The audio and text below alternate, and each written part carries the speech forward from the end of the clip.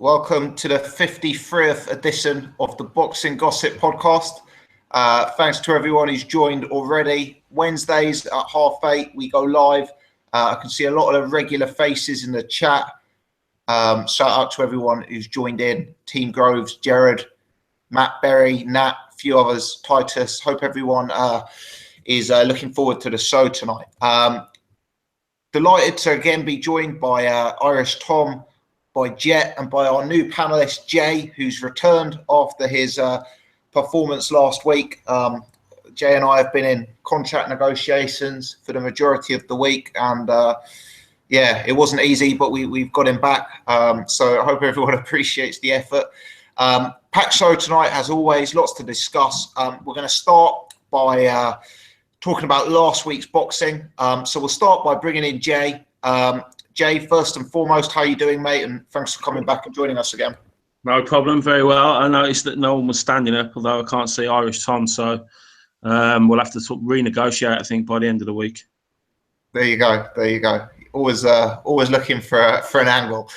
Jay, give us your take on last week's boxing, mate. What fights stood out for you, and is there really any points of conversation you want to focus on from last week? I mean, I dipped in and out of both, really. I picked and chose what fights I wanted to watch. Obviously, Warrington I watched, Eggington, watched bits of Calify today. Frankie Gavin, Josh Kelly, Sutcliffe, Jazza Dickens, Ward. So I pretty much watched, most of them, really. Good stuff. I guess Josh Warrington is the obvious talking point. Who did you have winning that fight, Jay? It was close, I thought. It was really close, and I think if it had gone either way, I don't think there would have been any sort of complaints, really, to be honest. I think we're proud. I think if they'd announced Martinez won, there would have been a riot, pretty much. So, I had it up. Let me just have a look. I had it up 10. Yeah, I had Warrington up by about a round. Okay. I mean, the scorecards were ridiculous. When they had him up by 4, was it? Yeah.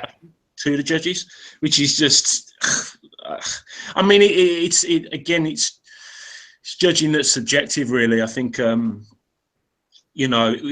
it the pressure that you want to see? Is that what you're judging on, or is it the on the back foot picking off the better shots?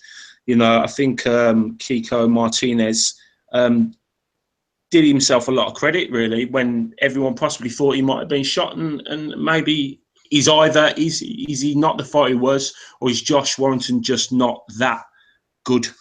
Yeah, definitely. It's kind of hard to see take Warrington seriously against the likes of Ali Selby or anyone of that nature, I guess, Jay. Of course, yeah. But he's not even in the top 10, I wouldn't say. Really, I don't know. I don't honestly know where Frank Warren will take him.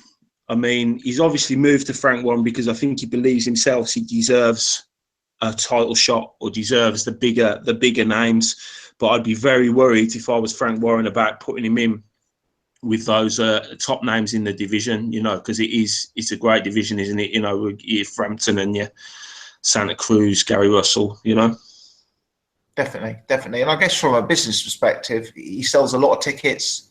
He's a relatively big draw. He allows you to put on shows in Leeds. I mean, Frank Warren's probably not going to want to risk that, I guess, because, if he goes and gets 12-0 by someone like Lee Selby, it might be, it may damage his marketability to an extent. But I guess that's for the promoters to worry about. What about the Birmingham card, Jay?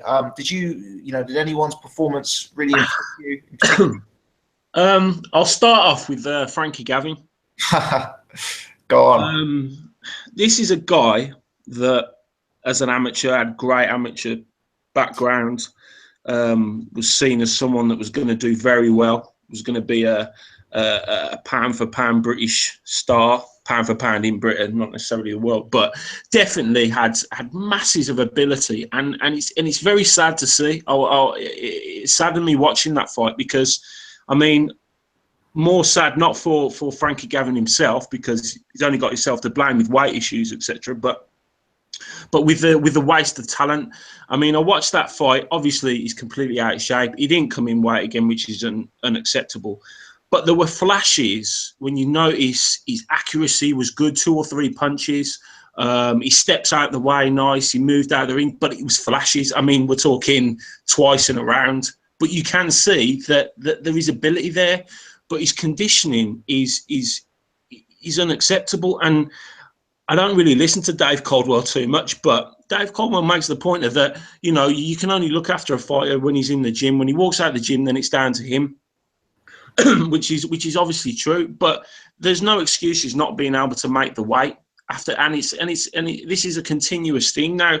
20, 30 years ago, they didn't have the strength and conditioning and the dietitian experts to help with fighters, and they were making the weight. So the issue is down to him. His lack of self-control when he's not in the gym and when he's not in a training camp, and it's really sad for me because, as I said, I think this is a guy that had great ability and could have done really big things, but it's flashes. It's just tiny little flashes that you see, but otherwise pretty much dominated. Well, he wasn't dominated, but didn't look great against someone and got exposed by someone very, very average.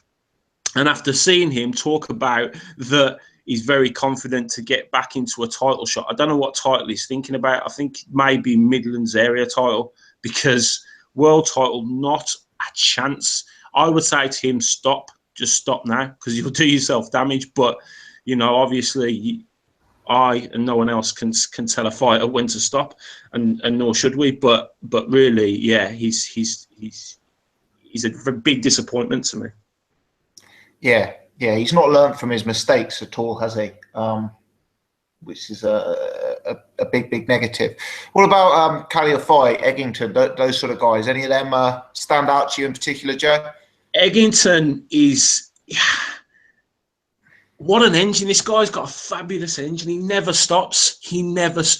And you can see why he would be a crowd favourite, you know, because his work ethic is fabulous. Now, if you could combine Frankie Gavin and Sam Eggington into one fighter and have the ability that Frankie Gavin has got, and the engine and the work ethic that Eggington got, you've got a fabulous fighter. Unfortunately, we can't do that. So you've got Eggington, who's quite one-dimensional. I think he's constantly on the front foot. He's constantly putting pressure on. He's constantly throwing punches, and that, I think, will take him so far.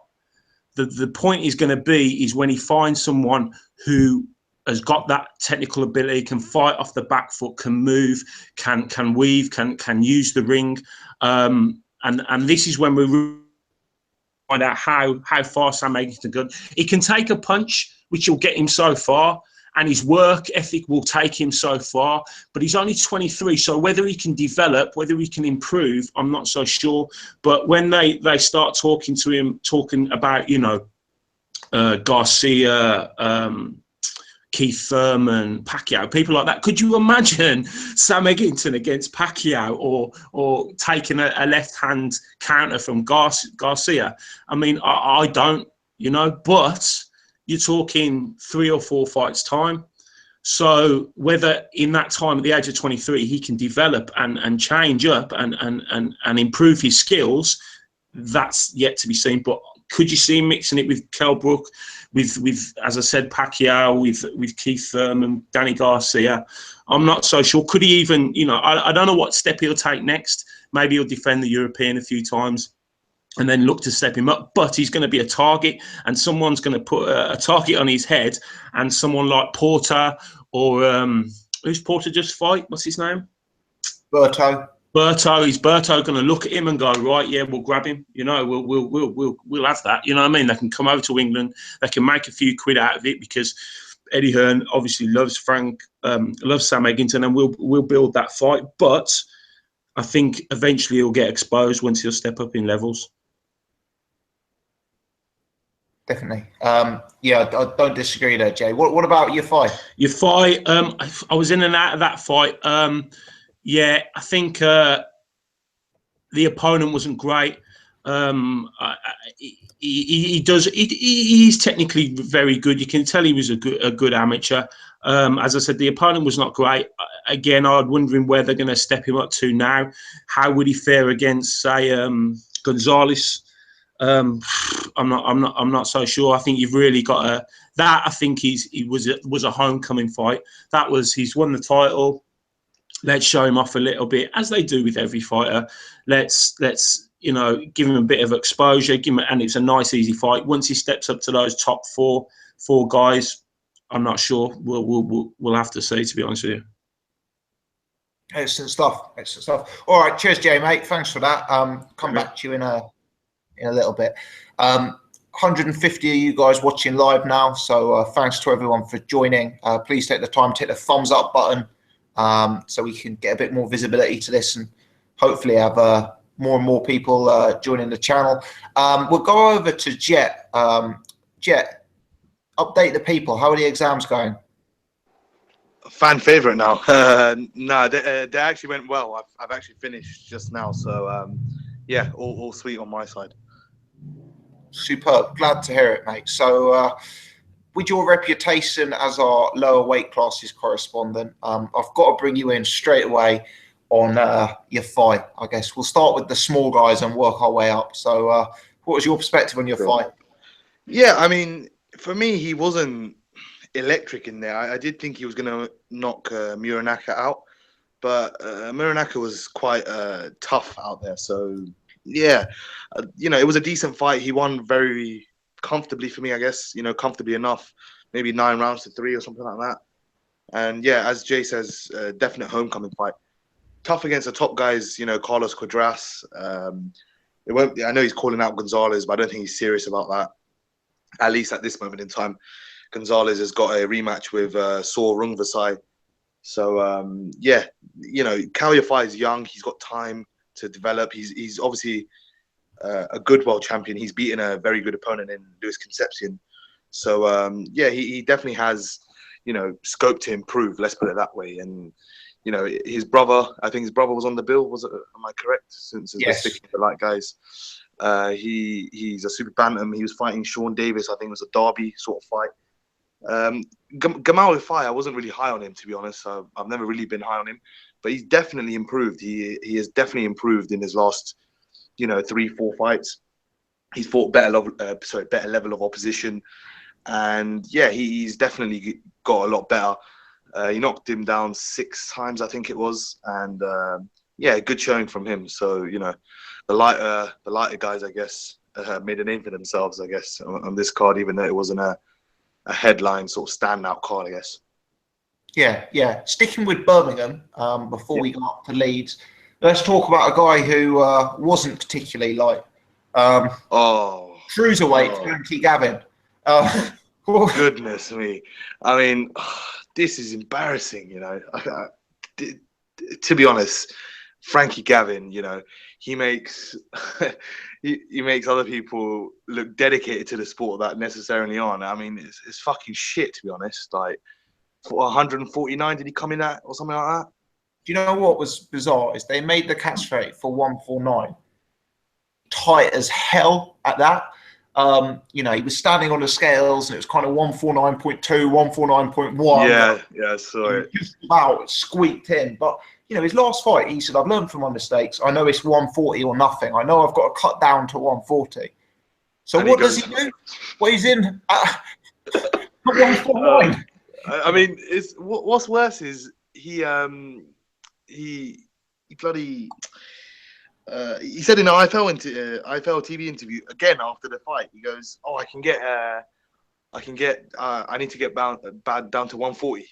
He said it a 10 stone, whatever. I'm not sure the limit in stones, but he's I need to get down and get into title contention, which is what Jay said. I was like, I was laughing. I was sitting there laughing because I was doing some revision for my last exam, and I was like, is this guy for real? Is this mate?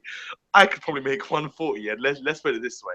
I got a bit of a belly. I got abs above it, and I'm in better condition than Frankie Gavin. He made Garrido look a lot better than what he should have. I mean, as I said last week, Garrido, he is a bit better than his record suggests, but he did make him look a lot better. But there was, as I said, I watched Ultratech's video. I'm a big fan of Ultratech as well as yourself, and I saw he said that Frankie did have flashes of brilliance in there, which he did, but you can't have them flashes and not step up on it. And if he's at 140 and he's struggling at basically 150, I can't really see where he goes at 140, and unless he's making the weight properly. I know we'll come on to Kell Brook maybe slightly later, but if you're making the weight properly, then it's not a problem. But Frankie, he's not making that weight, and I think who's it?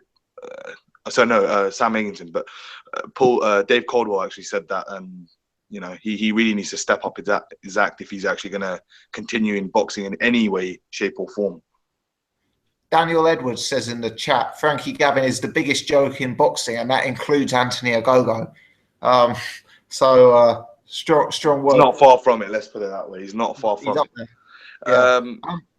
Yeah. Sorry, go ahead, man. No. Was it Eggington? Was the last fight on that Birmingham card? Yeah, but Eggington. Do you know what? I'll say one thing on this. Good performance, but who was it? Paul Smith said on commentary, and Paul Smith, I know a lot of us don't agree with, but Paul Smith said he's a one-dimensional fighter, or was it Paul Smith or Dave Caldwell? I'm not sure, one of the two. But he said he's a one-dimensional fighter, but that one dimension is enough for him at this level, and probably right. Probably right. He comes in, gets involved, tries to make it a tear up, and he does what he needs to do to get the W. So all credit to Sam Egington. Do I think he's ready for Danny Garcia? Danny Garcia probably decapitate the young kids. So I'd rather they steer him away from those sort of guys. But the guys in and around that European scene, Branco, Bundu, I do think he could do a number on them, but going above that level, I do think he'll struggle a bit. Yeah, definitely.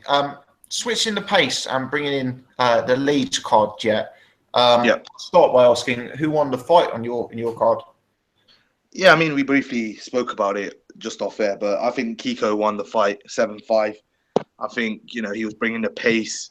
He was definitely catching Warrington. He definitely hurt Warrington on a few occasions, and I just thought he looked the aggressor in the fight. Warrington, I know he was trying to box from the outside, but for me he looked a bit timid and gun shy, to be honest. I don't think maybe that's not the case, but he did definitely look. He didn't look how he maybe looked in his previous fights, maybe against Amagasa or something like that. He was a bit higher output, even though he was jabbing from the outside. He did come in sort of the 3/4 range and let his hands go.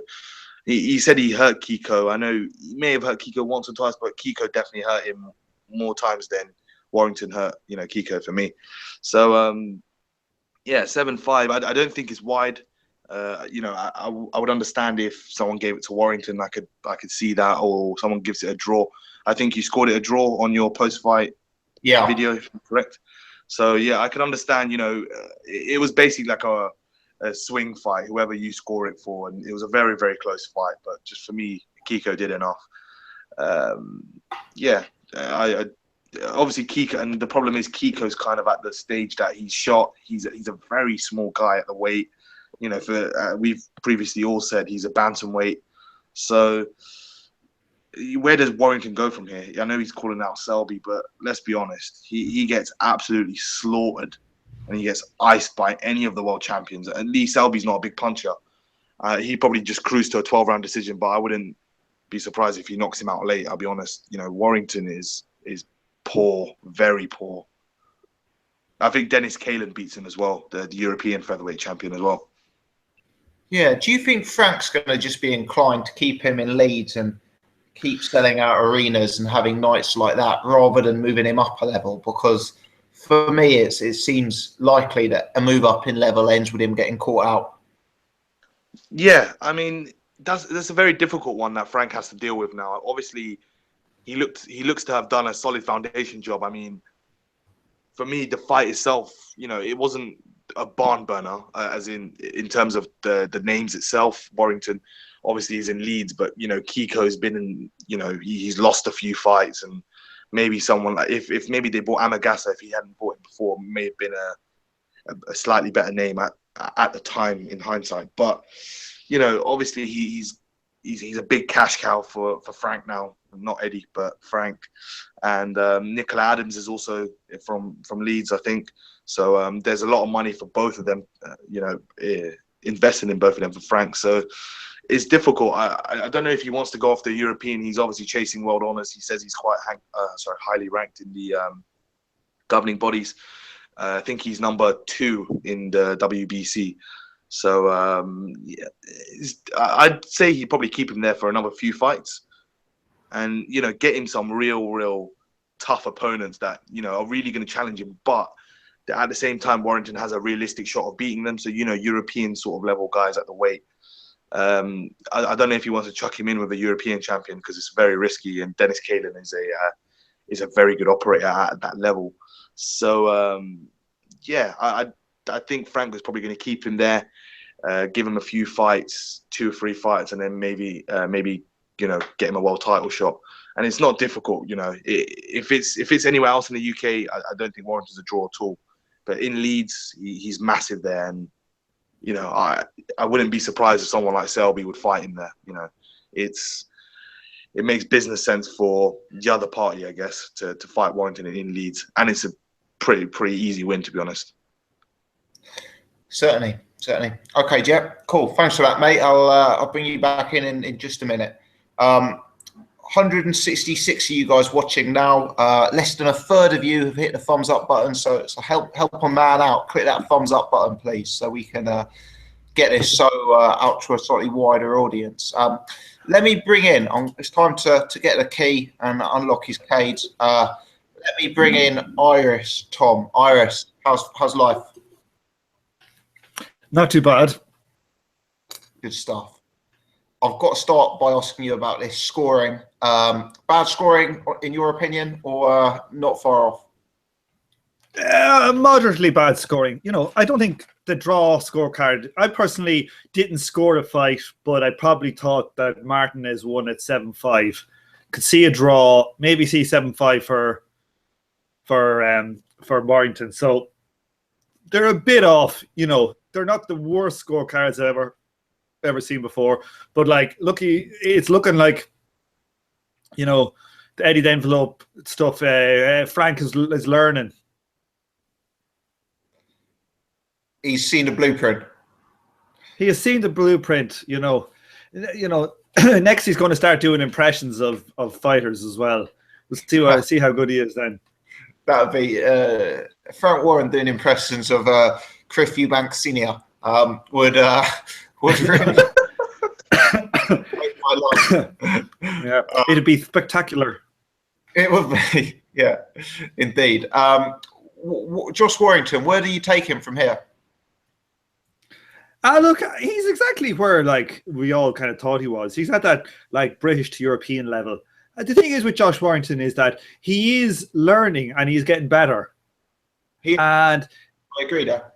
And so the thing is, there's no rushing a guy like him. He's 26, 27.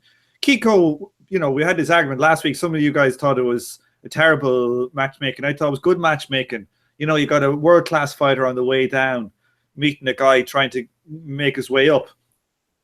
He might have squeaked past that. I thought he probably lost it. But, it is a step up. If I was Frank, I would have Warrington try and clear out, say, domestic and European level.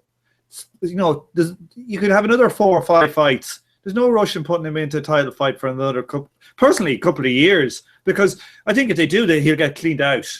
Any of those world champions will school him or knock him out. Well, we don't know if he'll get knocked out because he looks like he has a chin, but we'll just school him. And so, but that's not to, if we think about how much better he is compared to what he was, I like a guy like Warrington. Warrington puts work in to try and make himself popular and to be a ticket seller. He's improving. He's always in shape. He seems reasonably sound. I like Warrington. I wouldn't push him too quick. But don't you think? Sorry to interrupt, but I think that Warrington will push himself. He wants those fights. That's the reason why he left Matchroom, because they probably thought the same thing. Thought, we're not going to put you in with these people. But I think he desperately believes that he deserves and wants those big world title fights. Well, no, I disagree totally. Like, Matchroom were trying to make him fight Selby, and then he left. Remember, there was an offer there for him to fight Selby. So I think his management knew fine well that he wasn't ready for Selby. And he'll give it, any fighter will say, if they're asking an interview, will you fight Selby? They're never going to say, no, yeah, I'm not going to fight him. They'll just say, yes, of course I will. And then in the background, they'll go, fuck that, I'm fighting him. And I think they went to Frank because maybe Frank offered better money. But also, they didn't want to be like used as fodder for, say, a Selby, a pay-per-view or something or other. True. I think personally he feels like he wants it. I think he feels he's set up to go for those big fights with a big following. Ellen Road. The only way he's going to do Ellen Road is if he gets one of those big names. Yeah, maybe put him in with Frampton. Have a big Ellen Road matchup with Frampton. Yeah, I think it'd be good. Why not? Cash him in. It doesn't have to be now. Frampton better fight than Selby, because I think if he fights Frampton, I think he loses handily, but I think stylistically that fight could be a bit of a war. Warrington maybe will nick a round or two, and etc. I think if he fights Selby, it'll be 12 rounds of sparring that he loses every round. Yeah, I agree completely. And the thing is, though, you sell out somewhere like Ellen Road, you sell 40,000 tickets, say £50 a pop. That's a £2 million gate. You might put even on pay-per-view on BT Sports or something, get another, say, £1 million from pay-per-view, £3 million. Frampton gets 2 million, Warrington gets 1 million. That'll be, that's kind of, that's your target for somebody like Warrington, who you don't think will ever make elite level, but you think you can get him into a place where you can get him to fight one big fight against a top guy and make a lot of money out of. I can imagine also Barry McGuigan wanting that fight, because it's certainly a lot better stylistically for them than Lee Selby. I think Lee Selby beats Carl Frampton if he can make the weight. So, I think that type of fight is quite likely. And you don't have any of this Eddie Hearn pissing the McGuigans off or vice versa. McGuigan's probably find it easy worker with Frank. So I just think it's an obvious fight to make. Yeah. It's interesting. And I also think it's funny because Frampton's got a much bigger name than Selby. If Warrington were to lose 10-2 or even 11-1 to a guy like Frampton, I think he can come back from that. Whereas Selby, and I know Selby in many ways could be a better fighter than Frampton, but I just don't think Selby's got that name. I don't think Selby's. I think if Warrington lost 12-0 to Selby, it would be harder to come back from, I guess is what I'm saying. But Tom, no, I agree with you there, mate. Have you got anything to add on the Birmingham card at all? Well, let me see. What else did I watch? I watched that one with fellow Irishman Sutcliffe Jr. against is it Josh Leder? Yeah. And I tell you what, they better keep your man. What's your Murphy's name? Howard. What's his name? Howard Foster. They better keep Howard Foster away from AJ, because fuck me, AJ's not getting out of a fight with Howard Foster. That's Jesus what I said Christ. In my post-fight video, and I got in all sorts of trouble for it. But I said, if that had been Howard Foster in the 6th round, he'd have stopped AJ, and I still stand by that. He would have stopped him before he even got fucking knocked out. Jesus Christ, yeah. Sutcliffe just took a couple of shots and was firing back, and it wasn't like he was on Queer Street or anything, and he jumped in. It was like fucking, I think Sutcliffe was onto hiding. I think he was going to get beaten, but that talk about premature stops, man. That makes Froch Groves look good. That's how bad that one is. Unbelievable. Yeah. So anything else from that card? I didn't watch anything. That was about the only ones I saw from that card. Yeah, the Birmingham card. Look, Frankie Gavin. Everybody's slagging off Frankie Gavin and saying he's a disgrace and all that and all this. But the thing is, like, I think with sport like this is that, sometimes there's guys who have unbelievable natural ability in a sport, and they kind of like it, and so they do it as a job, but they don't love it. You know, guys like, say, Mark Viduka. I don't think anyone remembers Mark Viduka playing soccer. He was unbelievably skillful. Never really played with top team because, you know, he basically just didn't like football. I think sport is littered with people like Frankie Gavin and Mark Vidukas. And, you know, what would I do if I was in the same situation, if I was really good at boxing, kind of liked, you know, being in the gym, sparring a bit, and like boozing, and I was able to make a living at it? I just do it, you know. So I don't really begrudge a guy who doesn't make the most of it. It's not like all of us lads are fucking, you know, working, killing ourselves trying to do all our different things we do. You know, it's probably just, you know, I think it's easy to slag people because we expect all the fighters to just, you know, be ultra dedicated. But, you know, I don't particularly want to watch it on telly, you know, saying that, you know. But if I was Frankie Gavin, you know, you've got an overweight Gavin in an 8-rounder. That's not a fight that should be televised. Yeah, it should be televised. Like, and you know, like that's, you know, I think that was quite a poor card weekend. Look, I was listening to I think Steve Kim and Gabe Montoya's podcast today, and they were saying they thought the Calify one was like a fight of the year contender. I was very surprised. I watched quite a bit of it, but I wasn't scoring it. But I just find, like, you know, a fight of the year contender, like, the crowd has to get excited about a fight. The crowd was dead in that fight after about 3 or 4 rounds.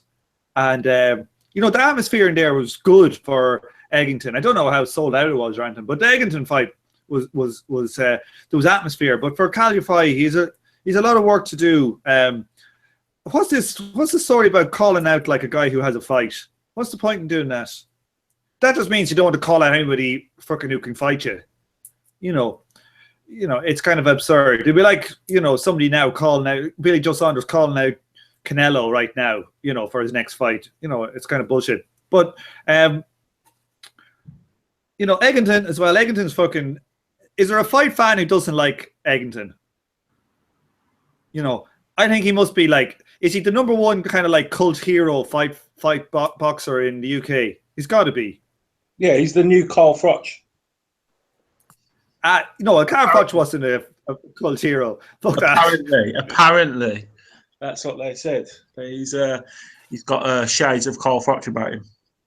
I don't believe. Well, I'd like to see him win a silver medal in the World Championships. Amateurs. Exactly. There's no. I just think he's boxing fans, casual fans.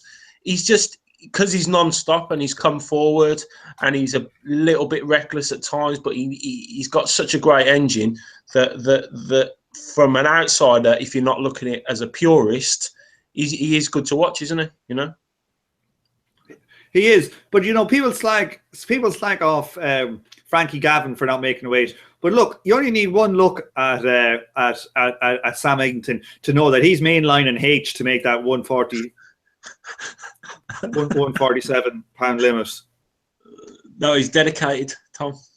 He's dedicated. Yeah, I think you'll find he loves the sport, unlike Frankie Gavin. He loves the sport and he likes that deep sense of calm he gets from mainlining. It's those eyes. It's the eyes. Yeah. No wonder he's able to take so many hits, because the heroin's able to take the fucking pain away.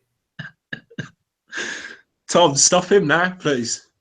I would like to comment that Irish Tom at no stage represents the Boxing Gossip channel. His views and opinions are his own. There you go. Moving very swiftly onwards. Here. Wait, before we go. What about, anybody watch Josh Kelly? Yeah. Yeah. Eddie. He's headlining a show soon. Yeah, the next gen in Newcastle. So, yeah, I was surprised at that. Third fight and he's headlining. Eddie must have a lot planned for him. He's just... Go on. There, Tom. Basically, I think he's good to watch. He's got that swagger about him. He's got that confidence. He's a typical booth fighter, isn't he? He's like a sort of cross between, I don't know, like David Hay, Eubank, and Prince Nazim. He lunges for punches. He's like a predator. Like David Hay will sink low, and then it'll explode out of a seated sort of position. But I wonder if he'll get exposed. It just depends how good he is, because he doesn't really move his head. He steps away. His hands are always low. Maybe when he steps up, he'll start to. It might show up, or he's that good. He's got that natural ability of someone very special. What do you call it? He's fighting these 154 guys, and he wants to campaign at 147. It's probably not a bad idea. You're probably better off on the way up fighting the lower levels at 154 and like getting used to fellas who've got a bit of power, and then when you step up to the high level at 147. You'll be able to be a bit more acclimated. Yeah. No, fair play to him.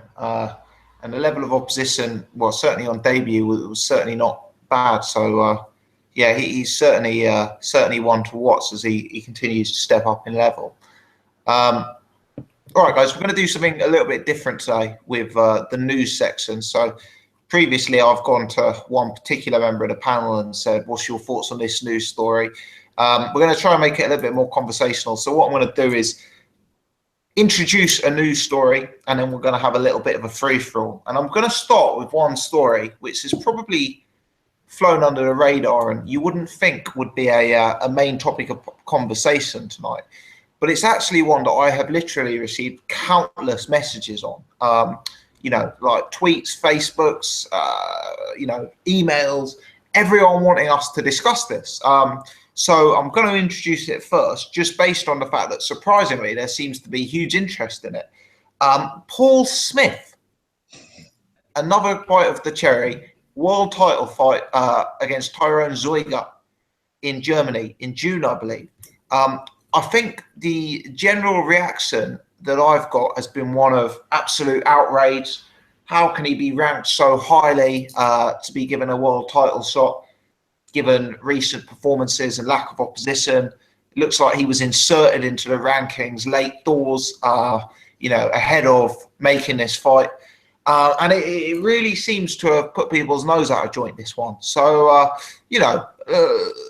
it does seem harsh that there's certain fighters who go round and round and round and get world title fight off the world title fight off the world title fight, when there's others who can't. But the absolute hatred it's caused a lot of people has actually surprised me. So let me throw that out to the panel. Anyone can go if anyone wants to go.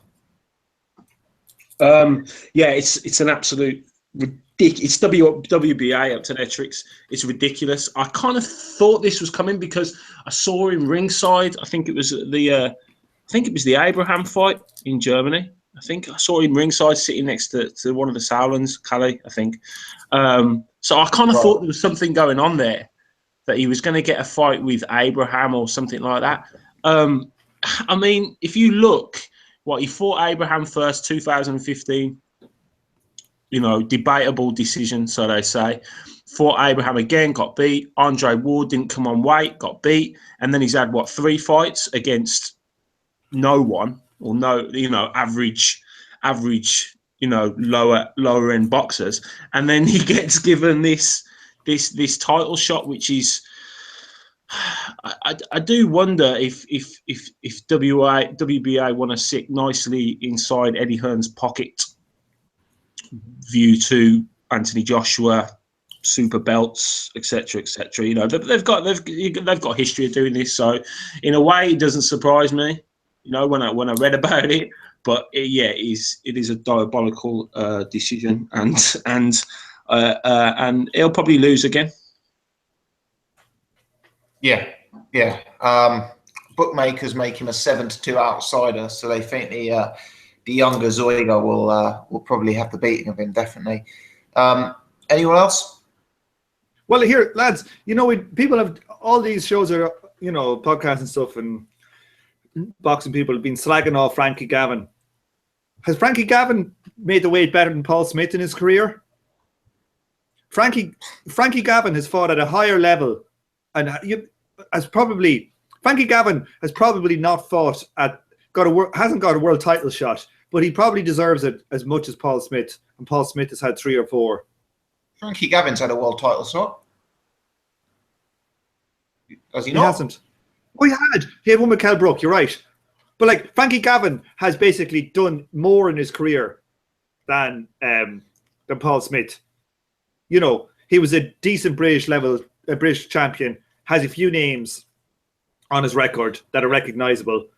You know, he's only missed weight. Gavin's got a better win than Paul Smith, right? His win over Bradley is probably better than anything Paul Smith's got. Tony Dodson, is it? Tony Dodson is probably Smith's best win, I'd say, yeah. Yeah, so that's pretty rubbish. Like, so that, you know, and Frankie Gavin, you know, the most he's ever missed weight was by 4 pounds. Yeah, but I think the problem is with Frankie Gavin is because he did it in the Olympics, didn't he? So I think it's just like one of those tags that he's got. No, so every time he does it, it's always, it's Frankie Gavin again. He's done it again, you know? No, it's true, but just to put it into perspective how undeserving it is, we just spent a long time saying Frankie Gavin shouldn't be on the telly fighting now, and now Paul Smith's getting a world title shot. Again, and let's get it straight, it's not a world title. It's the fucking WBA regular belt.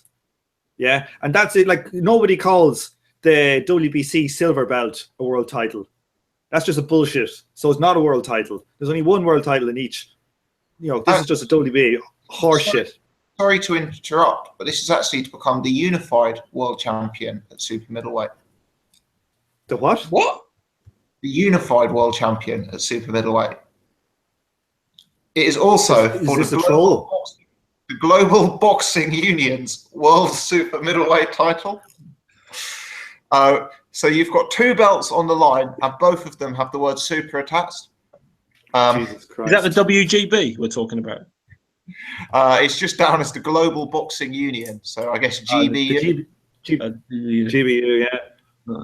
I'd love it Not if GBH. Paul Smith knocks out Tyrone Zuga and proclaims himself as the unified boxing world champion. But you never know. Here, You never know. and I think his name is Zyga. Person pronounces his name right on any boxing podcast, so it's Zyga. Zoiga, yeah. Thanks, So Professor. Zoiga, I've seen fight before against Giovanni De Carolis. I actually watched the first fight where he drew, and I actually thought De Carolis definitely deserved to win that fight. But he looks like a beatable fighter. He doesn't look like anything spectacular, but he's probably got more than Paul Smith, you'd have to say. Let's hope. Yeah. Definitely. Let's hope. Just imagine how he'll come across on Twitter if he wins that title and people start slagging him. The amount of people he'll have to block, he literally won't have any followers left. Yeah, he does like a block, does Paul Smith. People. Yeah. Just I'm gonna. This wasn't on the schedule here, but I just wanted to throw out 2 things quickly. One of them is a rumor. One of them is a piece of news. So the piece of news is that there was a tweet that came from, I believe it was from Sky Sports today, with information relating to the Kell Brook Errol Spence pay-per-view. Now, if I'm buying one of these pay-per-views, I tend to buy it 2 or 3 hours before the event, you know, just to make sure I don't waste my money, make sure I'm definitely going to be in, that sort of thing. But I read, according to this tweet today, the price of the pay-per-view is actually going to go up by £5 on the day. So it's going to be a £16.95 pay-per-view if you buy it up till the Friday evening beforehand. But if you buy it on the Saturday, you're going to get charged £21.95 for the pay-per-view. So, yeah, I know there's going to be loads of people commenting saying they're not going to buy the pay-per-view. It's not, you know, whatever. There are a few of us who will be buying the pay-per-view, and I just wanted to get it out there that save yourself a £5 if you're definitely going to buy it and get it a day before. The other thing I was going to mention is I have heard rumours, and purely rumours at this point, that there's going to be a further Matchroom pay-per-view in July, and that the ideal is to have James DeGale headlining against Callum Smith. Callum Smith not taking the Darrell fight, with the co-main event to be the Dillian Whyte-Derek Chisora fight. And that's the next piece of news that I wanted to put out there, because this week Dillian Whyte has mysteriously pulled out of the Marius Watt fight with an injury, and also Derek Chisora versus Robert Helenius has been ruled off at the same time.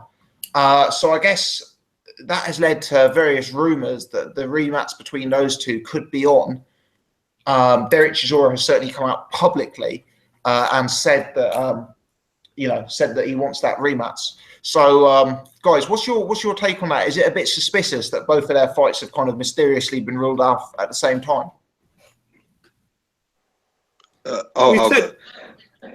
You go, Irish. You go.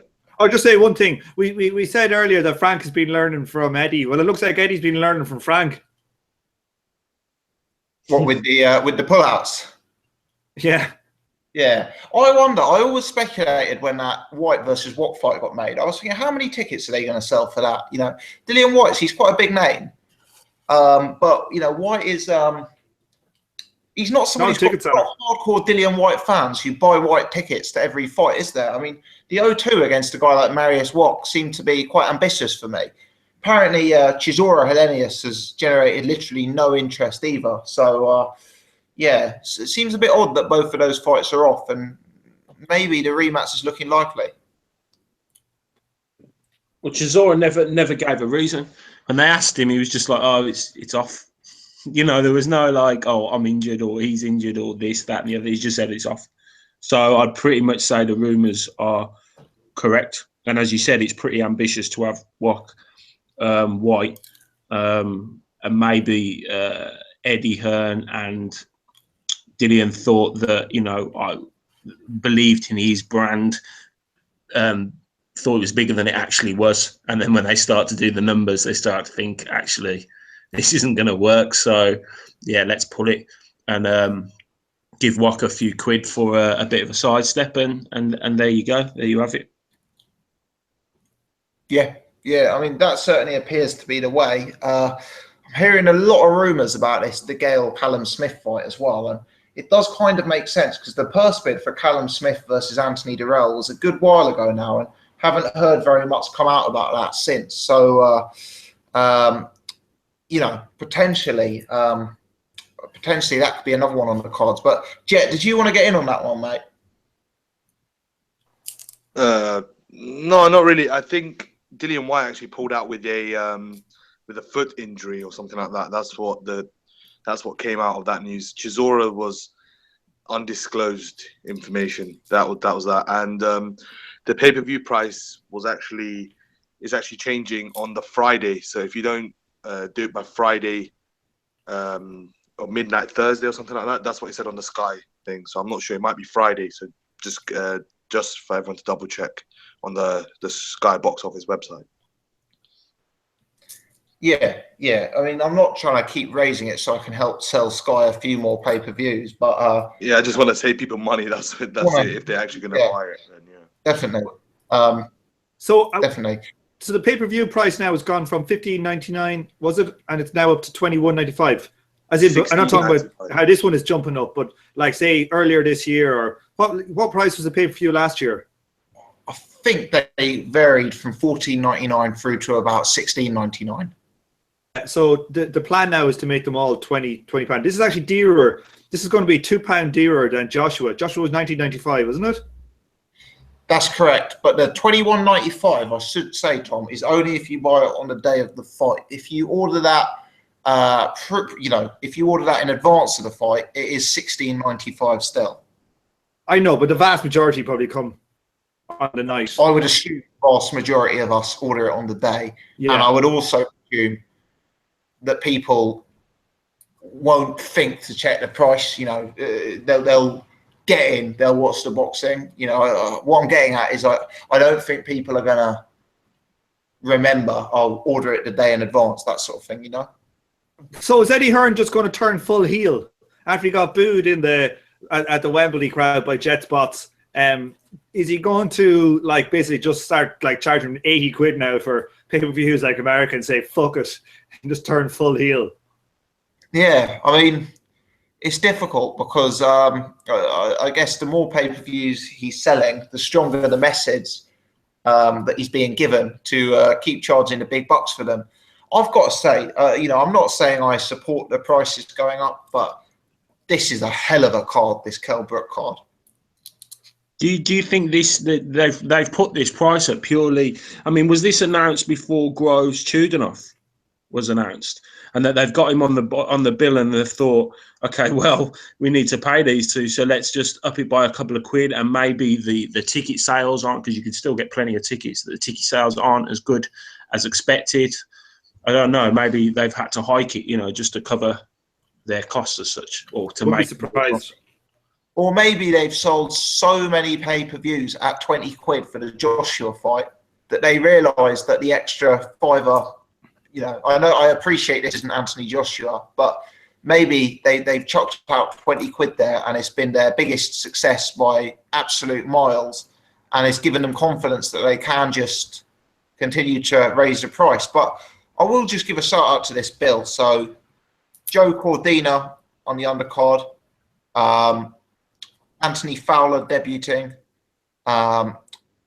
Commonwealth Super Featherweight belt, Jamie Cox versus Lewis Taylor, David Allen versus Lenroy Thomas, George Groves versus Fedor Chudinov, which is a fantastic fight, Kell Brook versus Errol Spence. I mean, I've got to say, as much as I disagree with the price going up, I won't be taking a stand on this one. I'll be wanting to watch this one. But no one, Tom, you never take a stand on anyone. What are you talking about? But no one there's making big money. The only people there's only 4 fighters there that are going to make big money. Well, Kell Brook presumably is going to be making. Kell Brook, I would guess, is making the biggest money out of them, and then maybe George Groves and Errol Spence second, perhaps. I don't know. That's what I'm saying there's 4 fighters that are making big money. The rest, Chudinov's not making big money. Well, bigger than the rest of the card. It's a support. It's a support, isn't it? So Chudinov will be doing well to clear 200 grand, I'd say.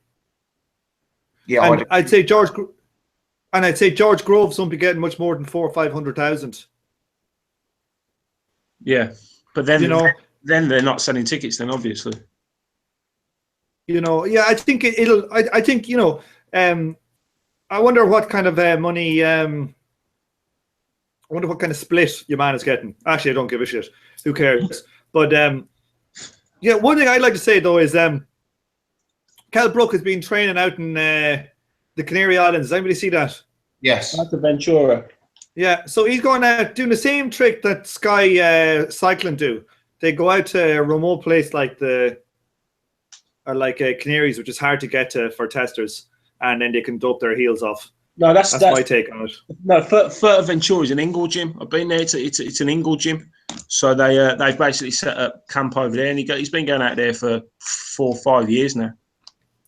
Well, I still stand by it. It's not hard to get to. It's a plane fly away. Well, you have one airport in and out. That's why Sky Cycling Team set up their base camp there. Nearly a lot of the top cyclist teams set it up there because it's much harder. If you got one airport, only one way for a tester to get into the island is through an airport. In the airport, and he'll be able to figure out when their testers are coming, and they'll just notify people. I love this. It's like Kell Brook sent out Kip Galahad. Seriously, check if anyone looking like a tester's coming off the EasyJet flight. He's sitting there, dark glasses, sitting really. He's got a newspaper with holes in it. Boys, you want to see what all just read up about the cycling and about why they all go to why all the cyclists go there. Yeah. A tester's coming. You got somebody working in an airport. The tester's coming. Yeah. You can just screen and they have a whole list. They know who all the testers are. Testers coming, flying in. Fucking take the clear. You'd be grand. That's why they all do it. That's why all the cyclists are out there. Well, if anyone can put in the chat if they know any more about this conspiracy theory, then I'm sure we'd be happy to read. And another thing, the world is flat.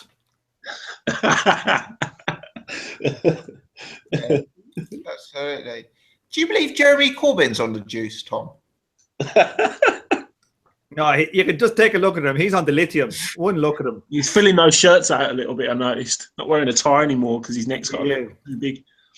I'll tell you what, though. I've still not made a prediction on this Brook Errol Spence card, and I don't really want to get into it tonight because obviously that'll be the That'll be the majority of the topics for next week. But what I will say is my biggest doubt going into this fight was that Kell Brook, I'm not saying he wasn't going to make the weight, but that he wasn't going to make the weight well. But, he's weighing in at 153 at the minute, and he's looking in truly good shape. You'd have to say that on the balance of probability, it looks like Kell Brook is going to make 147. Yeah. He'll definitely make it. Yeah. Look, Chavez made 164, so Kell's definitely making it. But the thing is, will he be the same Kell? And we can't tell that from pads. The thing is, it's one thing like looking good in the pads. It's another thing taking a body shot at that low weight, 6-7 rounds in. Yeah. But it's an interesting dynamic.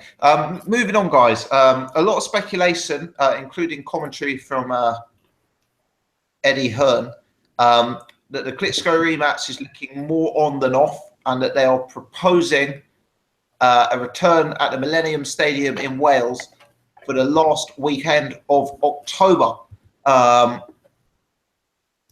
Anyone heard anything on that, or anyone got anything? I guess it is what it is, rather than commenting on it. But anyone got anything to throw into the mix on that one? That rematch was always going to happen. Always, no doubt about that. No doubt about that. I think Klitschko's pride and ego would make him take that match again. He saw what he could do. He probably thinks, I just need to change this a little bit or do this, and I can get the result. And 100% that will happen and was always going to happen. Yeah. I understand that Eddie Hearn and Team Joshua have applied to the IBF for an exemption to try and ensure that they don't get stripped for the IBF belt if that rematch does go ahead and does happen. Do you guys? What do you guys think about that? Do you think he should be granted? Well, it's not about granting. Yeah, it's not about granting. It's whether the fella will take the step aside. Well, Peter Fury was on Twitter moaning about it today, or I think it was Boxing News. I read it that he was moaning about it because they didn't do it for Tyson Fury. But the difference, Anthony Joshua. They did do it for Tyson Fury. For Tyson Fury, you see, the thing that happened with the Fury scenario was that Glasgow had the right to fight the mandatory, and Eddie Hearn, before Tyson Fury signed with Glasgow, they all assumed Glasgow would beat Charles Martin. So they had an agreement in place with Glasgow to fight AJ. Yeah, so Glasgow was the one that caused that belt to be ripped because he wouldn't take step aside.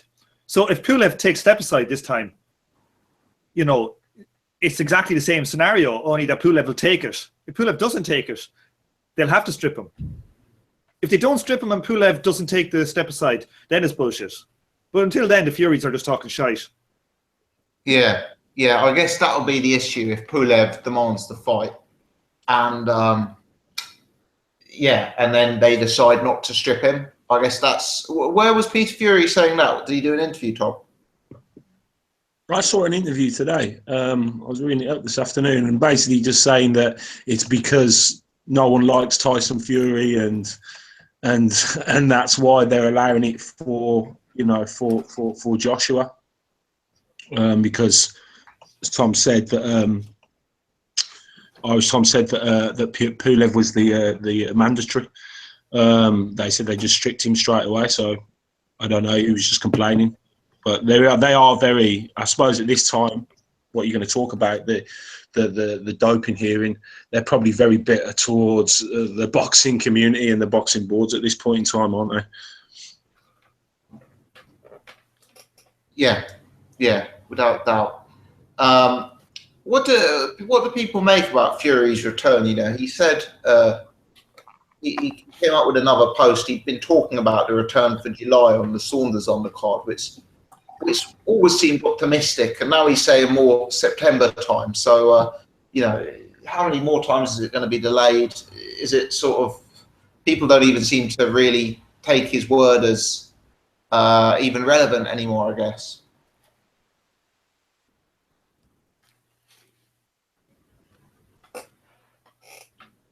Jet, you got anything on that one, mate? on Fury. Yeah, and his return or lack of return.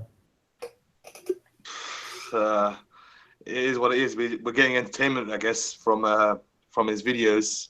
So long may it live. But as for a comeback, difficult to say. Very, very difficult.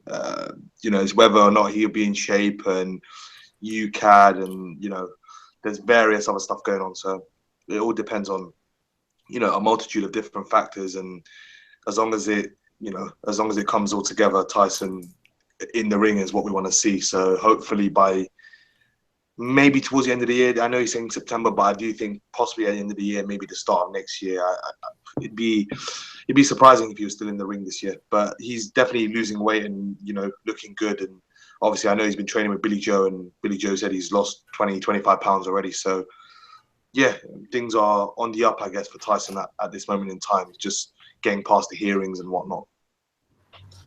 Did anyone see the Billy Joe Saunders press conference and the associated IFL TV coverage for his matchup with Mercedes? I did. Yeah, I saw it.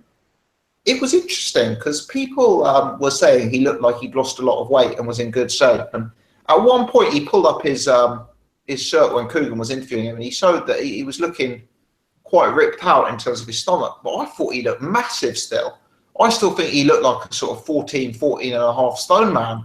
I don't know if he's put on more muscle mass or maybe if he's still carrying a lot of fat, just not carrying it around his stomach, because his stomach looked fairly ripped out. But I don't know if anyone else thought that, but I just thought Billy Joe looked absolutely massive at that press conference still. Yeah, I didn't think he looked too different from when he had the other press conference the first time before he went to Marbella. I thought he looked pretty much the same. I don't know whether it's his shirts. I don't know if he buys his shirts too small or something, and they only fit him when he's in fighting weight, because he did look. You're right. He did look the same sort of size. Yeah. Another thing, if you see Billy Joe in that Akavov fight, he actually looks like he put on a lot more muscle than he used to have. Billy Joe used to be quite slim at that weight, I thought. And now he looks like he's just beefed up on his muscle a bit. So that might explain why he was sluggish in that fight. Coming in light at 158 or something like that.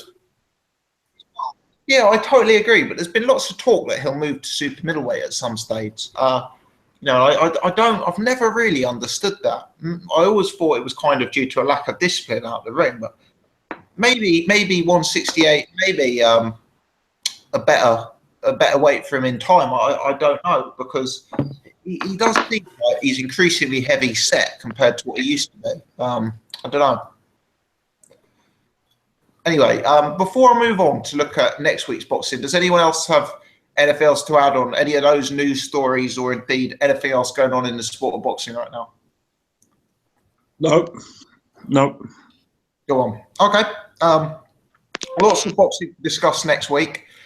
So we'll move straight on to that. And we'll start by talking about the Liam Walsh versus Gervonta Davis card.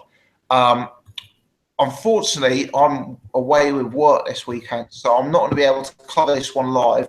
May be able to cover it Sunday evening if I get back in time and get a chance to catch up with it. But disappointed to be missing it, because it's a really, really, really good card. So the headline fight is Gervonta Davis versus Liam Walsh, two undefeated fighters for the IBF World Super Featherweight title. On the undercard, Ryan Walsh versus Marco McCulloch for the British Featherweight title. Crawford versus Aaron Morgan in a battle of the undefeateds. Anthony Yard steps up to Southern Area title level to fight Chris Hobbs. You've got Lerone Richards against an 11-4 fighter. Archie Sharp against a journeyman. Daniel Dubois versus David Howe, which was supposed to be his debut fight. Lucian Reed versus TBA. Sam Ness versus a journeyman. Mitchell Smith v TBA. Boy Jones Jr. returning against the journeyman. Sanjeev Sahota via journeyman. Ben Smith via journeyman. and Sonny Edwards versus a TBA. So a lot of talent on that bill. Still a few TBAs. Don't really want to necessarily see Mitchell Smith at this stage of his career versus too many TBAs, but there you go. But guys, surely a very, very exciting card. Jet, let's start with yourself, mate. Hello. Yeah. It's a decent card. It's not, for me the headline is very, very good, but the other ones, they're decent fights. They're nothing that capture the imagination for the boxing fans, or certainly sort of the hardcore fans, or certainly the casual fans. But the main event, I think, is steals the show in this regard, quite literally. You have a battle of young undefeated prospect, a very, very big hyped American prospect, and then you have a very, very competent fighter that from over here who can fight in 2 different weight divisions, very big for super featherweight, and he's got a lot of skill, but does he have the chin? That remains to be seen. Can Gervonta be outboxed? That remains to be seen. There's a lot of questions in this fight, and I think a lot of people are just taking this fight and saying Gervonta Davis definitely wins the fight. For me, he's favourite, quite obviously, but Liam Walsh should not be counted out of the fight. He's very live in the fight. He's got a good boxing brain. And he 12-0'd Klimov. Klimov's not obviously the operator Davis is, but he's definitely a decent level operator, and he schooled him. So Liam Walsh is live in the fight in some way, shape, or form. But I'd make Gervonta the favourite. Yeah. Did you see? Sorry, sneeze. Did you see Dwyer's video on it, Jeff? I heard he's given Gervonta only a puncher's chance, and he's making Walsh the favourite or something like that. That is completely correct. Yeah, he said if it was a 50-50 fight in a neutral location, he'd comfortably side with Walsh. Oh God, Dwyer, I've watched him enough over the years, and he comes out with some wacky stuff. Didn't he? Wasn't he picking John Pascal to beat Kovalev or something like that? He makes some weird stuff. I don't know. Yeah, I don't know with him. You never know. But Liam in the rematch, Josh. That was in the rematch. I couldn't believe it. I couldn't believe it when he said that. But yeah, Walsh is good, but I'm looking at the chat right now on my laptop, and a lot of people are split. There's some people picking Walsh by UD, some people picking Gervonta by KO. It's a close fight. It's a very good fight. And credit to Frank for getting it on. Obviously Walsh is the mandatory, so he's getting a slightly bigger purse than probably he would if Gervonta were coming over. And credit to Gervonta Davis, he's actually coming over to the UK and trying to make a name for himself over here as well.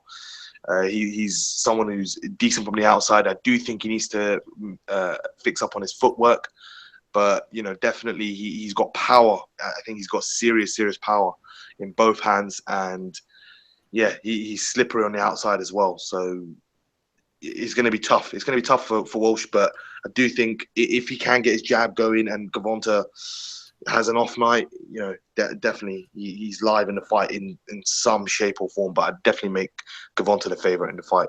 It's a fantastic fight for the division and for UK boxing as well, and for BT Sport Box Nation. Yeah, do you know what? I agree, Jet, and I'll put my prediction out now. I'm unfortunately not going to have time to do a separate prediction video because I'm off for work tomorrow and I'm not coming back till the weekend. But what I would say is a lot of people I've heard dismissing Pedraza. They've gone, Liam Walsh is not, is going to cause many different problems to what Pedraza caused. And I agree that styles make fights. And Liam Walsh is a different kind of fighter. What I would say is Pedraza, I believe, is very good. If you look back at that Pedraza-Stephen Smith fight, I'm not saying Stephen Smith is a great fighter, but he's an operator at a certain level, and I thought Pedraza, really taught him a lesson. I went into that Pedraza-Davies fight viewing it as a 50-50, and I rated Pedraza as a world-level operator.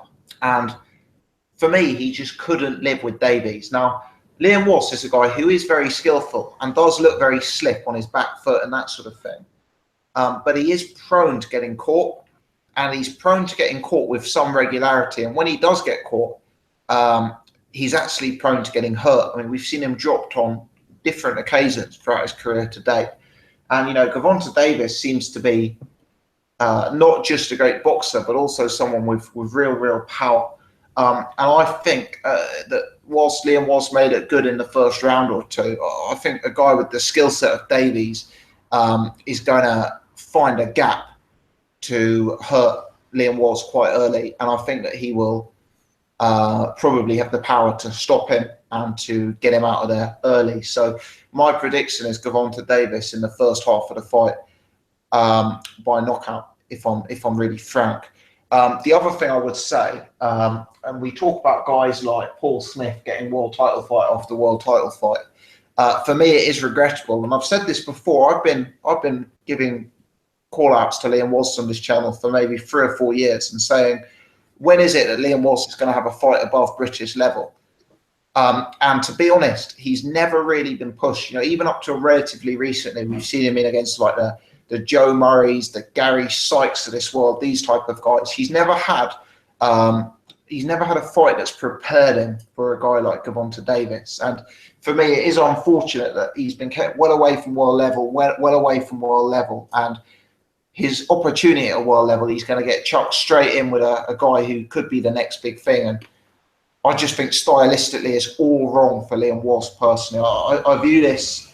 I do think Gervonta Davis deserves to be the favourite that he is, and I'm a huge Dwyer fan, but cannot buy into his reasoning whatsoever on this one. Irish, let's bring you in, mate. How do you see this one panning out?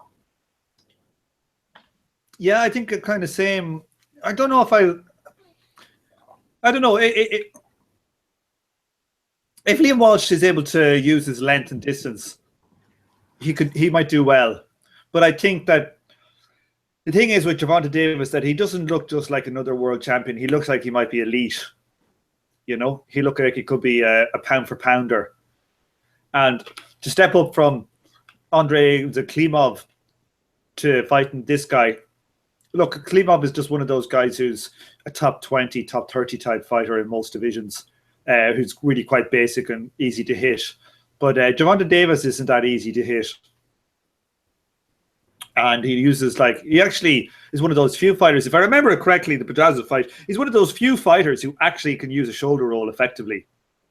And he leans on his back foot, and then he explode he'll explode forward. And with elite speed and power, it seems. So if, Liam Walsh has to fight this on the outside and keep it as long as possible. And if he does, he might have a chance. But I do think that Gervonta Davis, I think Liam Walsh is a very good fighter, but I just think Gervonta Davis looks like he might be elite. So I'd have to go with him. But I think that is a great... well, I won't say it's a great card, but it's a really good card. I was actually looking at going to it, but I have to babysit. But I was looking at going to it this week. But you got some good. And Dubois is fighting you on David Howe. That's quite good. I want to give a shout out to one guy on the undercard who I saw a few months ago and haven't seen since is Sammy McNess. Has any of you guys seen him? I don't recall seeing him. No. I'd keep an eye out for Sammy McNess. He's a light middleweight, and I thought he looked really good the last time I saw him. And I have heard very little about him, but he's one to watch. Yeah. I think there's a few interesting fighters on the undercard. I think Anthony Yard, I look forward to seeing him in this fight, which is presumably a step up. Joe Pigford, I quite like the look of, even though he's not very technically adept, but he's always in. It should be an entertaining fight against an undefeated fighter, so that will be good. Daniel Dubois, always like watching, although I expect that he'll be able to blow David Howe out in a round or two. I don't think Howe has the punch resistance or heart to beat a guy like Daniel Dubois. Boy Jones, obviously a bit of a favourite on this channel. Good to see him getting back in the ring after a tough loss. So, Yeah, some real interesting fighters on the undercard. Lerone Richards is another one I'll throw out there. He didn't impress me last time out, but I've heard very, very, very good things about Lerone Richards. Lots of rumours that he did very well against Chris Eubank Jr. in sparring, flying around as well. So looking forward to seeing him get a run out as well. And as I say, just disappointed I won't be able to cover it live this week. Jay, what about yourself, mate? Davis versus Walsh, one to savour? Looking forward to it. I'm with you, prediction wise. I just think I don't see how Walsh lives with him at all. I don't get what Dwyer's saying.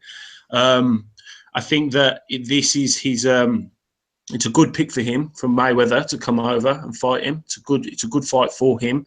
Like you said, I don't think Walsh has really stepped out of anything above, national level.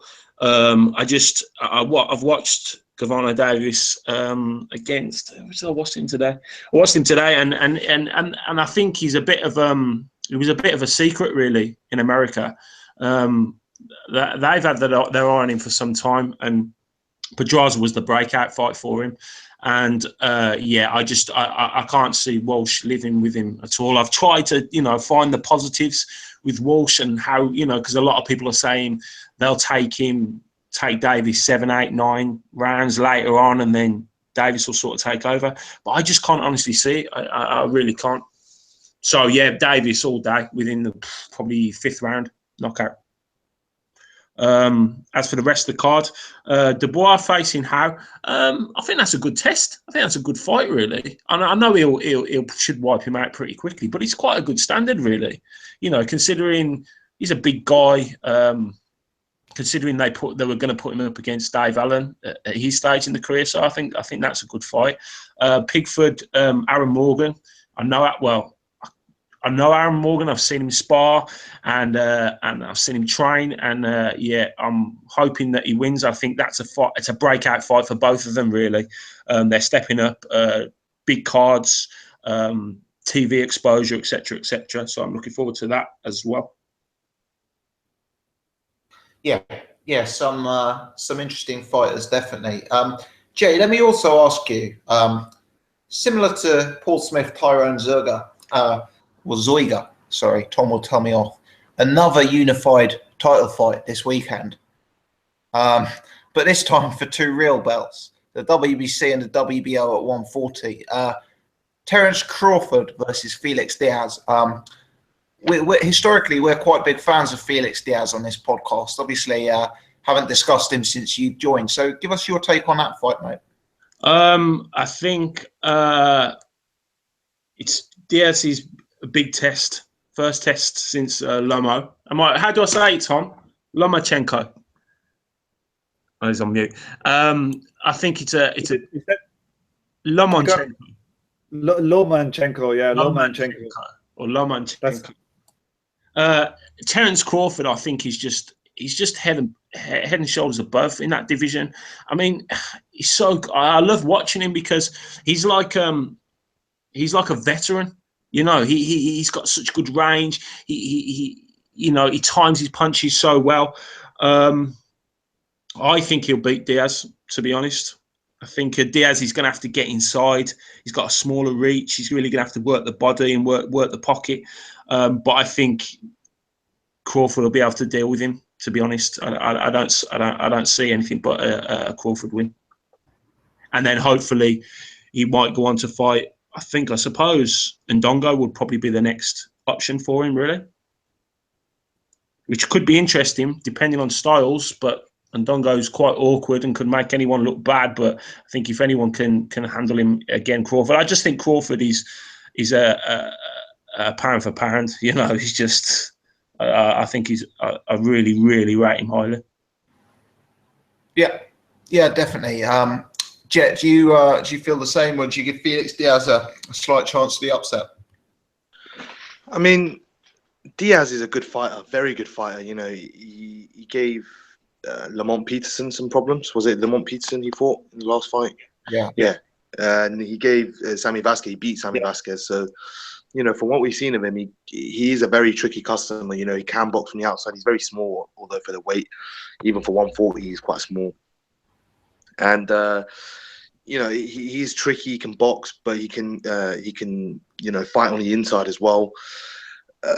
In some quarters, I think that Crawford does a pretty easy job on Diaz, but then in some quarters, I do think back to the Gamboa fight.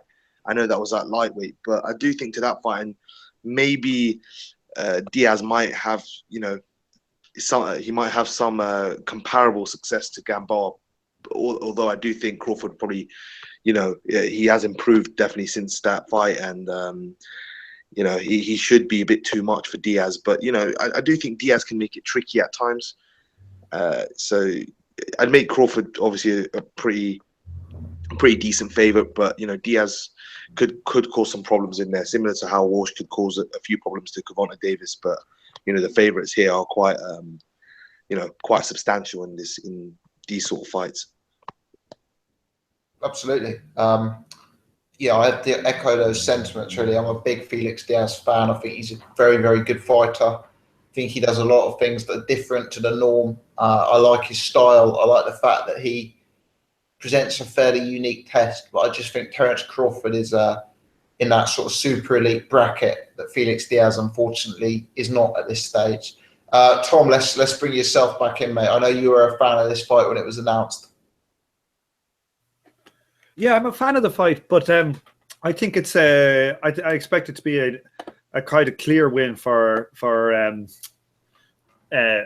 Crawford. Who's I think probably my number one pound for pound fighter in the sport. I just think he's got too much of everything. I know Jet. I think the only thing that your man has in common with Gamboa is that he's small. I don't think he fights like Gamboa really. He's kind of more of a, I don't know how to describe his style, but I think I expect Crawford to run through him, and I hope Crawford's looking for a down go. I hope that gets made. We got a unified 140 guy, and then I hope maybe either Mikey Garcia steps up and fights Crawford, great fight, or Crawford steps up to 147 and starts trying to clean out that division. But big fan of Terence Crawford.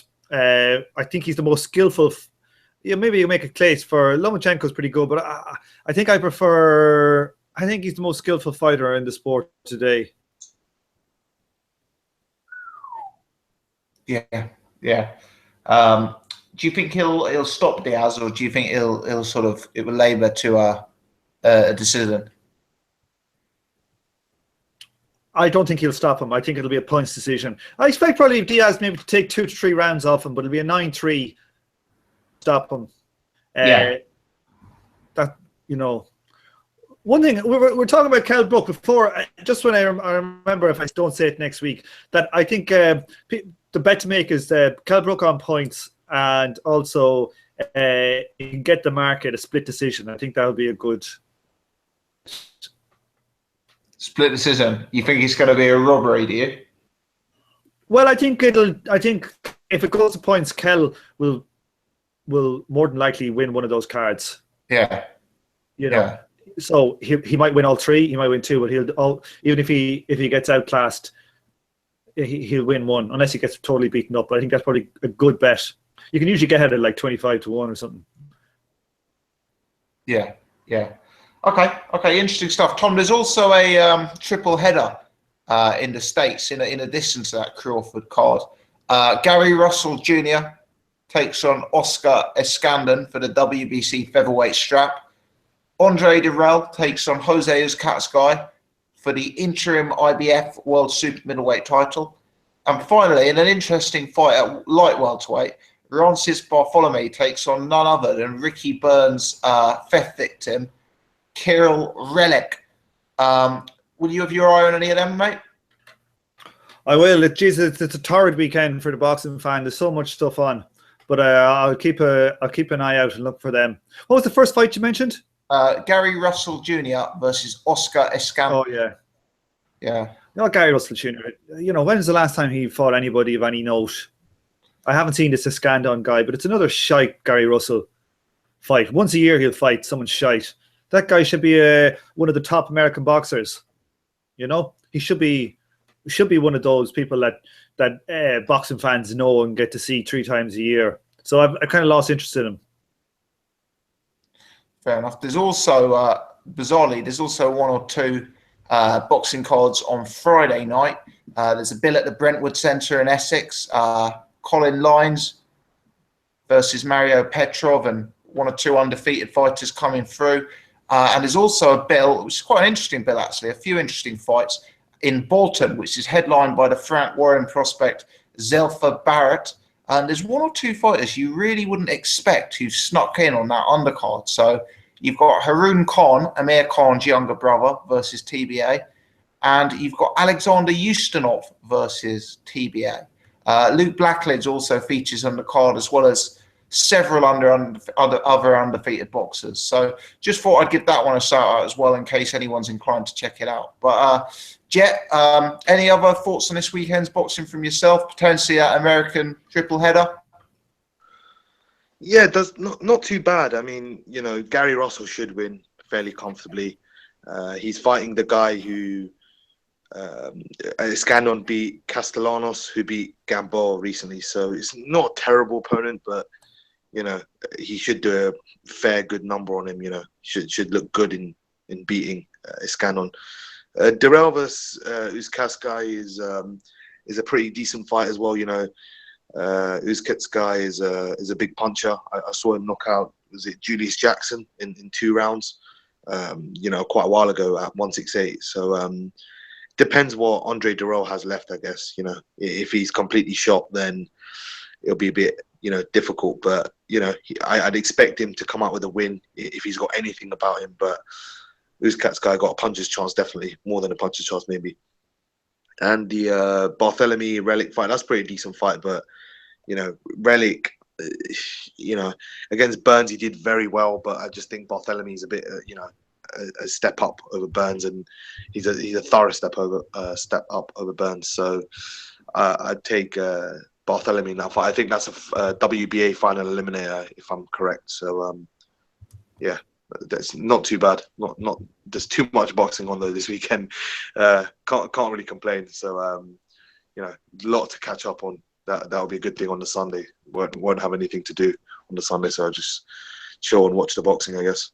Sit through and catch up with it all. Definitely. Great stuff. Okay, does anyone else want to get anything in on last week's boxing before we move on? No, all good. Nope. Good stuff. We've actually come to the end of our agenda this week, rather earlier than usual, and I guess that's probably because it's potentially been a slightly quieter week on the news, and last week's boxing probably wasn't as much to talk about in some of the detail we usually go into in these things. But next week will certainly be a much bigger show, I guess, especially with that Brooke Spence card to preview, and the fact that we'll be hopefully reviewing all of the boxing action from this week, which, as we just mentioned, there's absolutely loads of fights this week. So before we wrap it up, I'll just go around the panel and see if they've got any final comments or anything else to throw in about anything else before we call it a night. So let's start with Jay yourself. Jay, anything else to throw into the mix, mate? There's a couple more fights. You forgot Endam Murata. Oh, I did, yeah. Out in Japan, right? Yeah, I think Endam's a funny one. I think he'll win. Murata's 12-0, something like that. And Dam's only fought since he lost to Lemieux. He's only fought in France 3-4 times. Knocked out a guy in his last fight within 35 seconds. Hasn't really fought anyone. I think is that for a title? I think that's for a title. I'm pretty sure. WBA regular. There you go. So that I'll watch that definitely. And Andre Dirrell's fighting, who I like, and another one that I think has wasted a lot of his career by only fighting once a year when he feels like it. And then obviously he's had issues outside the ring, and then there was the fight with De Gale, which he did well to get back off the floor, etc. But apart from that, yeah, we'll be spending most of our days watching YouTube and watching fights of quality fights of boxing from around the world. yeah, huge amount going on, isn't there? So yeah, I'm a bit frustrated that I'm away this weekend, definitely. But I guess rather this weekend than next weekend with the massive fight next weekend. But no, cheers for that, Jay. Jet, anything more from yourself, pal? Nothing from my end. You're in. Good stuff. Iris, speak now or forever hold your peace. I'm just glad that there's nothing coming from Jet's end.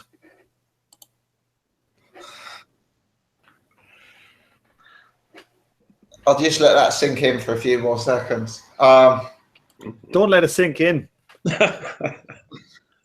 Walked into that one, didn't I? On that note, we'll call it a day. We'll finish half an hour or so earlier than anticipated.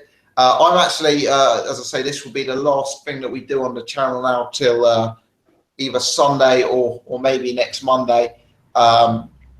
Too much other stuff to catch up upon and too much work in the way at the minute. But we'll be back, as I say, this Sunday or Monday, and we'll hopefully bring some reviews of some of the big fights this weekend. But thanks as ever to everyone who cut the podcast tonight. There's been upwards of 200 people watching live, so appreciate everyone tuning in. Wednesdays at 8:30, we will always go live and do this. Shout out to everyone who's hit the thumbs up button.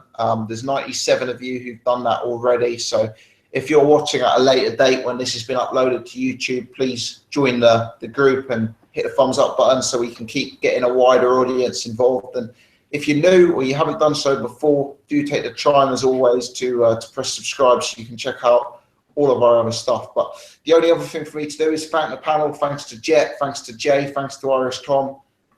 Really good to speak to you always about all things boxing, and look forward to next week, guys. Cheers. Peace. Au revoir. Happy Wednesday.